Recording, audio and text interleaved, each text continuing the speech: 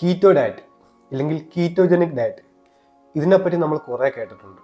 പക്ഷേ ഇത് ഇപ്പോഴും എന്താണെന്ന് അറിഞ്ഞുകൂടാത്തവരും പിന്നെ ഇത് എങ്ങനെയാണ് നമുക്ക് ചെയ്യേണ്ടതെന്നും അറിഞ്ഞുകൂടാത്ത ആളുകൾ ഇപ്പോൾ കുറേ ഉണ്ട്.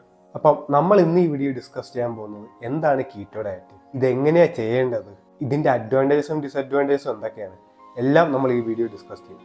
So my name is Anujob Das. Welcome to my channel.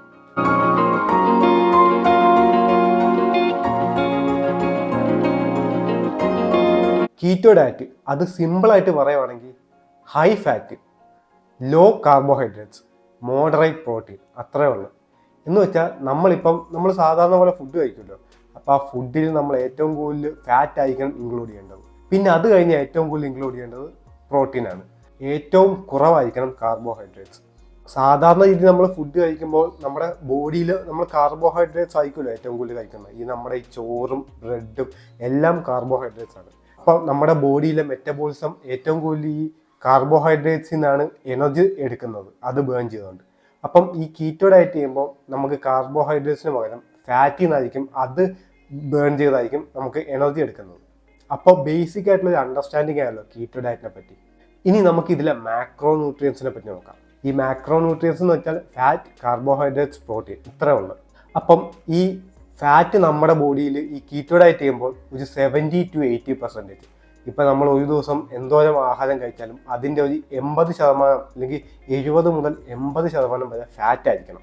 പിന്നെ അത് കഴിഞ്ഞ് 20 മുതൽ 25% വരെ പ്രോട്ടീൻ ആയിരിക്കണം. പിന്നെ ഏറ്റവും കുറവ് 5 മുതൽ 10% വരെ കാർബോഹൈഡ്രേറ്റ്സ് എടുക്കാവുള്ളൂ. അതാണ് ഈ കീറ്റോ ഡയറ്റിൻ്റെ main principle, high fat, low carbohydrates. എന്ന് വെച്ചാൽ ഫാറ്റ് ബേൺ ചെയ്താണ് നമ്മുടെ ബോഡിക്ക് ആവശ്യമായിട്ടുള്ള എനർജി എടുക്കുന്നത്. സാധാരണ രീതിയിൽ കാർബോഹൈഡ്രേറ്റ്സിന് ബേൺ ചെയ്താണ് അത് എടുക്കുന്നത്. അപ്പോൾ കീറ്റോ ഡയറ്റ് ചെയ്യുമ്പോൾ ഫാറ്റ് ബേൺ ചെയ്ത് എനർജി എടുക്കും. ഇതിൻ്റെ മെയിൻ ബെനിഫിറ്റ് എന്ന് വെച്ചാൽ ഈ കാർബോഹൈഡ്രേറ്റ്സ് കുറയ്ക്കുന്നത് തന്നെയാണ്. കാരണം കാർബോഹൈഡ്രേറ്റ്സ് കുറയ്ക്കുമ്പോൾ നമ്മുടെ ബോഡിയിലെ ഗ്ലൂക്കോസ് ലെവൽ സിഗ്നിഫിക്കൻ്റ്ലി ഡ്രോപ്പ് ആവും. അപ്പോൾ ബോഡിക്ക് എനർജി വേണമെങ്കിൽ അത് പിന്നെ ഏറ്റവും കൂടുതലുള്ള എന്തുവാ, ഫാറ്റ്. പിന്നെ ഫാറ്റിലേക്ക് പോകും. ഫാറ്റിനെ ബ്രേക്ക് ഡൗൺ ചെയ്ത് കീറ്റോൺസ് ആക്കും. ഈ കീറ്റോൺസ് ആണ് നമ്മുടെ ബോഡിയിലെ പ്രൈമറി സോഴ്സ് ഓഫ് എനർജി ആവുന്നത്. ഇനി എന്തൊക്കെ ഫുഡാണ് നമ്മൾ കീറ്റോ ഡയറ്റ് എടുക്കുമ്പോൾ കഴിക്കേണ്ടതെന്ന് നോക്കാം. മെയിനായിട്ട് നമ്മൾ പറഞ്ഞ പോലെ ഫാറ്റ് ആയിട്ടുള്ള ഫുഡാണ്. ഫാറ്റ് ആയിട്ടുള്ള ഫുഡ് എന്ന് പറയുമ്പം ഹെൽത്തി ഓയിൽസ് ആയിരിക്കും. ഒലിവ് ഓയിലോ, കോക്കനട്ട് ഓയിലോ, അവക്കാഡോ ഓയിലോ, അങ്ങനെ ഹെൽത്തി ആയിട്ടുള്ള ഓയിൽസ് ആയിരിക്കും നമ്മൾ എടുക്കുന്നത്. പിന്നെ ബട്ടർ എടുക്കാം, ഗീ എടുക്കാം, ലാർഡ്, പിന്നെ ഫാറ്റി ഫിഷ്, സാൽമൺ പോലത്തെ ഫിഷൊക്കെ കഴിക്കാം. പിന്നെ നട്ട്സ് കൂടുതൽ കഴിക്കാം. പിന്നെ പലതരം സീഡ്സ് കഴിക്കാം. പിന്നെ അതുമാത്രമല്ല, നമുക്ക് ഡയറി പ്രോഡക്ട്സ് കഴിക്കാം. ഈ ഡയറി പ്രോഡക്ട്സ് എന്ന് പറയുമ്പോൾ ചീസ് വരും, നല്ല ഹെവി ഐസ്ക്രീം വരും, യോഗേർട്ട് വരും, കോട്ടേജ് ചീസ് വരും. അങ്ങനെ ഡയറി ആയിട്ടുള്ള പല ഐറ്റംസ് നമുക്ക് കഴിക്കാം. ഇനി പ്രോട്ടീൻസ് എന്ന് വെച്ചാൽ നമ്മുടെ സാധാ മീറ്റൊക്കെ തന്നെയാണ്. ബീഫ്, പോർക്ക്, ലാമ്പ്, പിന്നെ ചിക്കൻ, പിന്നെ ഫിഷ്, എഗ്സ്, അങ്ങനെ നല്ല നല്ല പ്രോട്ടീൻ സോഴ്സ് നമുക്ക് 20 മുതൽ 25% പ്രോട്ടീൻ നമ്മൾ അതിൽ നിന്ന് എടുക്കണം. പിന്നെ വരുന്ന നമ്മുടെ ലോ കാർബോഹൈഡ്രേറ്റ്സ് ആണ്. അത് നമുക്കറിയാം 5 മുതൽ 10% മാത്രം മതി നമുക്ക് ബോഡിയിൽ കീറ്റോ ഡയറ്റ് ചെയ്യുമ്പോൾ. ഇതിൽ മെയിനായിട്ട് നമ്മൾ ബ്രെഡിൽ നിന്നും ചോറിൽ നിന്നൊന്നും അല്ല കാർബോഹൈഡ്രേറ്റ്സ് എടുക്കേണ്ടത്. മെയിനായിട്ട് ലീഫി ആയിട്ടുള്ള വെജിറ്റബിൾസിൽ നിന്നാണ്. എന്ന് വെച്ചാൽ ബ്രൊക്കോളി, കോളിഫ്ലവർ, കുക്കുംബർ, അങ്ങനെ വെജിറ്റബിളിനെ ഡിപ്പെൻഡ് ചെയ്ത് എടുക്കാൻ പറ്റുന്ന കാർബോഹൈഡ്രേറ്റ്സ് ആണ് നമ്മൾ കീറ്റോ ഡയറ്റ് ചെയ്യുമ്പോൾ എടുക്കുന്നത്. ഇനി കീറ്റോ ഡയറ്റ് ചെയ്യുമ്പോൾ നമുക്ക് എന്തൊക്കെ ഫുഡ് കഴിച്ചുകൂടെന്ന് നോക്കാം. മെയിനായിട്ട് കാർബോഹൈഡ്രേറ്റ്സിലേക്ക് വരുമ്പോൾ മെയിനായിട്ട് ബ്രെഡ്, പാസ്റ്റ, റൈസ്, ഗ്രെയിൻസ്, ഇവയൊക്കെ എന്തായാലും ഒഴിവാക്കിയേ പറ്റത്തുള്ളൂ.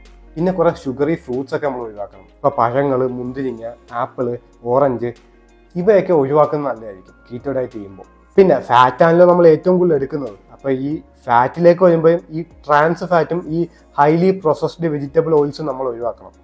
ഇനി ഇതിൻ്റെ അഡ്വാൻറ്റേജസ് അല്ലെങ്കിൽ ഹെൽത്ത് ബെനിഫിറ്റ്സ് എന്തൊക്കെയാണെന്ന് നമുക്ക് നോക്കാം. കീറ്റോ ഡയറ്റിൻ്റെ ഏറ്റവും വലിയ അഡ്വാൻറ്റേജ് എന്ന് വെച്ചാൽ നമ്മുടെ വെയിറ്റ് ലോസ് തന്നെയാണ്. നമുക്ക് സിഗ്നിഫിക്കൻ്റ്ലി നമ്മുടെ വെയിറ്റ് ഭയങ്കരമായിട്ട് കുറയും. പിന്നെ നമ്മുടെ ബ്ലഡ് ഷുഗർ ലെവൽ ഭയങ്കരമായിട്ട് കൺട്രോൾ ചെയ്യും. ഈ ടൈപ്പ് 2 ഡയബറ്റീസ് ഉള്ളവർക്ക് ഇത് എടുക്കുമ്പോൾ ഭയങ്കരമായിട്ട് അവരുടെ ഷുഗർ ലെവൽ ഭയങ്കരമായിട്ട് കൺട്രോളാണ്. അത് പിന്നെ ഈ ഡയബറ്റീസ് ഉള്ളവർ ഡോക്ടറെ കൺസൾട്ട് ചെയ്തിട്ടേ എടുക്കാവുള്ളൂ. പിന്നെ നമ്മുടെ ഫോക്കസ് ഒക്കെ ഭയങ്കരമായിട്ട് ഇമ്പ്രൂവ് ആവും. ഇത് കുറേ സ്റ്റഡി എന്ന് പറഞ്ഞിട്ടുള്ളതാണ്. ഇപ്പം നമ്മുടെ ഈ കീറ്റോ ഡയറ്റ് എടുത്ത ആളുകളുടെ സ്റ്റഡീസ് എന്ന് പറഞ്ഞിട്ടുള്ളത് ഇവരുടെ ഫോക്കസ് ഇത് എടുക്കുന്നതിന് മുമ്പ് ഉള്ളേക്കാളും കൂടുതലായിരിക്കും ഇതെടുത്ത് കഴിഞ്ഞിട്ട്. പിന്നെ നമ്മുടെ കൊളസ്ട്രോൾ ലെവൽസ് ഒക്കെ ഭയങ്കരമായിട്ട് ഇമ്പ്രൂവ് ആവും. ഇനി നമുക്ക് ഇതിൻ്റെ ഡിസഡ്വാൻറ്റേജ് അല്ലെങ്കിൽ പൊട്ടൻഷ്യൽ സൈഡ് എഫക്ട്സ് നമുക്ക് എന്തൊക്കെയാണെന്ന് നോക്കാം. നമ്മൾ ആദ്യമായിട്ട് ഈ കീറ്റോ ഡയറ്റ് എടുക്കുന്ന സമയത്ത് നമുക്ക് ഇതിൽ അഡാപ്റ്റ് ചെയ്യാൻ ഭയങ്കര പാടായിരിക്കും. അത് കാരണം നമുക്ക് നമ്മുടെ ബോഡി പെട്ടെന്ന് അഡാപ്റ്റ് ആവത്തില്ല. അപ്പം നമുക്ക് ഈ ഹെഡ് ഏക്സും ഫ്ലൂയും അങ്ങനെ കുറേ ബുദ്ധിമുട്ടുകൾ ആദ്യത്തെ കുറച്ച് ദിവസങ്ങൾ എന്തായാലും തോന്നും. ഇത് ഭയങ്കരമായിട്ട് തോന്നുകയും ചെയ്യും. അപ്പം കുറേ പേജ് ഒരു 1.5 ആഴ്ചയൊക്കെ പോയിട്ട് അപ്പം തന്നെ ഇത് നിർത്തി പഴയ ലൈഫ് സ്റ്റൈലിലേക്ക് വരും. പിന്നെ നമ്മൾ കാർബോഹൈഡ്രേറ്റ്സ് ഒക്കെ ഭയങ്കരമായിട്ട് മാറ്റുന്ന സ്ഥിതിക്ക്, പിന്നെ ഫ്രൂട്ട്സും കുറേയൊക്കെ ഇതിൽ നിന്ന് മാറ്റുന്ന സ്ഥിതിക്ക് നമ്മുടെ വൈറ്റമിൻ ഡെഫിഷ്യൻസിയൊക്കെ നമുക്ക് ചിലപ്പോൾ വരാൻ ചാൻസ് ഉണ്ട്. അതുപോലെ നമുക്ക് ഡൈജസ്റ്റീവ് പ്രോബ്ലംസും വരാൻ ചാൻസ് ഉണ്ട്. കാരണം നമുക്ക് കോൺസ്റ്റിപ്പേഷൻ പോലത്തെ കാര്യങ്ങളൊക്കെ വരാൻ ചാൻസ് ഉണ്ട്. പിന്നെ ഇതിൽ വലിയൊരു സ്റ്റഡിയും നടന്നിട്ടില്ല. ഇത് അത്യാവശ്യം അഡ്വാൻസ്ഡ് അല്ലെങ്കിൽ പുതിയതായിട്ടുള്ള ഒരു ഡയറ്റ് സിസ്റ്റം ആണിത്. അപ്പം ഇതിൽ വലിയ സ്റ്റഡിയൊന്നും നടന്നിട്ടില്ല. അതുകൊണ്ട് ഇതിൻ്റെ പൊട്ടൻഷ്യൽ റിസ്ക് നമുക്കൊരു ലോങ് ടേമിലായിട്ടുള്ള പൊട്ടൻഷ്യൽ റിസ്ക് എന്തോരം നമുക്ക് പറയാൻ പറ്റില്ല. നമ്മുടെ ഹാർട്ടിനും ലിവറിനൊക്കെ ഇതെങ്ങനെ ഈ ലോങ് ടേമിൽ അഫക്റ്റ് ചെയ്യുമെന്ന് നമുക്ക് പറയാൻ പറ്റത്തില്ല.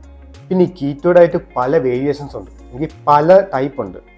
ആദ്യത്തെ നമ്മുടെ സ്റ്റാൻഡേർഡ് കീറ്റോ ഡയറ്റ് തന്നെ. ഞാൻ നേരത്തെ പറഞ്ഞ പോലെ 70 മുതൽ 80% വരെ ഫാറ്റ് നമ്മൾ കഴിക്കും, 20 മുതൽ 25% വരെ പ്രോട്ടീൻ കഴിക്കും, പിന്നെ 5 മുതൽ 10% വരെ കാർബോഹൈഡ്രേറ്റ്സ് കഴിക്കും. അതാണ് നമ്മുടെ സ്റ്റാൻഡേർഡ് കീറ്റോ ഡയറ്റ്. പിന്നെ വരുന്നത് സൈക്ലിക്കൽ കീറ്റോ ഡയറ്റ്. ഈ സൈക്ലിക്കൽ കീറ്റോ ഡയറ്റിൽ നമ്മൾ ഒരാഴ്ചയിൽ 7 ദിവസമല്ല, 5 ദിവസം നമ്മൾ കാർബോഹൈഡ്രേറ്റ്സ് കഴിക്കത്തേയില്ല. എന്നിട്ട് ഏതെങ്കിലും 2 ദിവസം നല്ല ഹൈ കാർബോഹൈഡ്രേറ്റ്സ് കഴിക്കും. അതിന് ഭയങ്കര റിസ്ക് ഉണ്ട്. പിന്നെ വരുന്നത് ടാർഗറ്റഡ് കീറ്റോ ഡയറ്റ്. അത് ഈ ഭയങ്കരമായിട്ട് വർക്കൗട്ട് ചെയ്യുന്നവരൊക്കെ കീറ്റോ ഡയറ്റ് എടുക്കുമ്പോൾ ചെയ്യുന്നത്. കാരണം അവർ കാർബ് കഴിക്കത്തില്ല, അവർ വർക്കൗട്ടിന് മുൻപ് മാത്രമേ കാർബോഹൈഡ്രേറ്റ്സ് കഴിക്കത്തുള്ളൂ. പിന്നെ ഹൈ പ്രോട്ടീൻ കീറ്റോ ഡയറ്റ്. അതിൽ വരുമ്പം നമുക്ക് ഞാൻ നേരത്തെ പറഞ്ഞ പോലെ 80% ഫാറ്റിൽ നിന്നും അത് കുറച്ച് 60% ഫാറ്റാക്കി അതും കൂടി പ്രോട്ടീനിലേക്ക് ഇൻക്ലൂഡ് ചെയ്യുക. എന്നിട്ട് കാർബോഹൈഡ്രേറ്റ്സ് വെറും 5% മാത്രമേ കഴിക്കാവുള്ളൂ. പക്ഷേ എന്തൊക്കെ പറഞ്ഞാലും എല്ലാവരും ഫോളോ ചെയ്യണം ഞാൻ ആദ്യം പറഞ്ഞ സ്റ്റാൻഡേർഡ് കീറ്റോ ഡയറ്റ് തന്നെയാണ്. ഇനി ഇതെങ്ങനെ ചെയ്യാം, ഇല്ലെങ്കിൽ നമുക്ക് ഇത് എങ്ങനെ ഇംപ്ലിമെൻറ്റ് ചെയ്യാൻ നോക്കാം. ഇപ്പം നമുക്കറിയാം നമുക്ക് എന്തോരം ഫുഡ് നമുക്ക് അവൈലബിൾ ആണ്, നമുക്ക് എന്തോരം കഴിക്കാൻ പറ്റുമെന്നൊക്കെ നമുക്കറിയാം. അപ്പം അതനുസരിച്ച് നമ്മൾ പ്ലാൻ ചെയ്യുക, നമ്മുടെ ഡയറ്റ് നമ്മൾ അതനുസരിച്ച് പ്ലാൻ ചെയ്യുക. നമുക്ക് ഫാറ്റ് നമുക്ക് ഏറ്റവും കൂടുതൽ ഫാറ്റ് നമുക്ക് എവിടെ നിന്ന് കിട്ടുമെന്ന് നമുക്ക് ആദ്യം നോക്കുക. പിന്നെ ഇത് തുടങ്ങിക്കഴിഞ്ഞാൽ നന്നായിട്ട് വെള്ളം കുടിക്കുക. കാരണം നമുക്കിത് അഡാപ്റ്റ് ചെയ്യാൻ ഭയങ്കര പാടാണ് ഈ ഒരു സിസ്റ്റമായിട്ട്. അപ്പം നന്നായിട്ട് വെള്ളം കുടിക്കുക. പിന്നെ മാക്സിമം സോഡിയം, പൊട്ടാസ്യം, മാഗ്നീഷ്യം ഒക്കെ നമ്മൾ മാക്സിമം ഇൻടേക്ക് ചെയ്യാൻ നോക്കുക. പിന്നെ ഇത് നമ്മൾ ഒറ്റയടിക്ക് ചെയ്യുന്നതിനേക്കാളും നല്ലത്, നമുക്ക് കീറ്റോ ഡയറ്റിലേക്ക് ഒറ്റയടിക്ക് വരുന്നതിനേക്കാളും നല്ലത് നമ്മളിപ്പം പെട്ടെന്ന് കാർബൊക്കെ സാധാരണ പോലെ നമ്മൾ കഴിച്ചുകൊണ്ടിരുന്നത് പെട്ടെന്ന് ഒരു 5% കാർബോഹൈഡ്രേറ്റ്സ് ആക്കി നമുക്ക് ഭയങ്കര ബുദ്ധിമുട്ടായിരിക്കും. അതിനേക്കാൾ ഏറ്റവും നല്ല കാര്യം വെച്ചാൽ നമ്മൾ സാധാരണ നമ്മുടെ ഡയറ്റ് 60% കാർബോഹൈഡ്രേറ്റ്സ് ആയിരിക്കും. അപ്പം അത് പിറ്റേ ദിവസം 50% ആക്കുക, ഒരു 45% ആക്കുക. അങ്ങനെ പതുക്കെ കുറച്ച് കൊണ്ടുവരിക. അങ്ങനെയാണ് ഈ കീറ്റോ ഡയറ്റുമായിട്ട് പതുക്കെ നമ്മൾ അഡാപ്റ്റ് ആവുന്നത്. പിന്നെ അവസാനം കൺക്ലൂഷൻ ആയിട്ട് പറഞ്ഞാൽ സത്യത്തിൽ നമുക്ക് ഈ കീറ്റോ ഡയറ്റിൻ്റെ ആവശ്യമില്ല. നമുക്ക് ഇപ്പം ഞാൻ പറഞ്ഞ പോലെ തന്നെ ഞാൻ ഇതിനെപ്പറ്റി വീഡിയോ ചെയ്തിട്ടുണ്ട്. നമുക്ക് വണ്ണം കുറയ്ക്കണമെങ്കിൽ, ഇല്ലെങ്കിൽ നമുക്ക് വെയിറ്റ് കുറയ്ക്കണമെങ്കിൽ നമ്മൾ കലോറി ഡെഫിസിറ്റിൽ പോവുക. നമുക്ക് വെയിറ്റ് ഇൻക്രീസ് ചെയ്യണമെങ്കിൽ കലോറി സർപ്ലസിൽ പോവുക. അതാണ് സയൻസ്.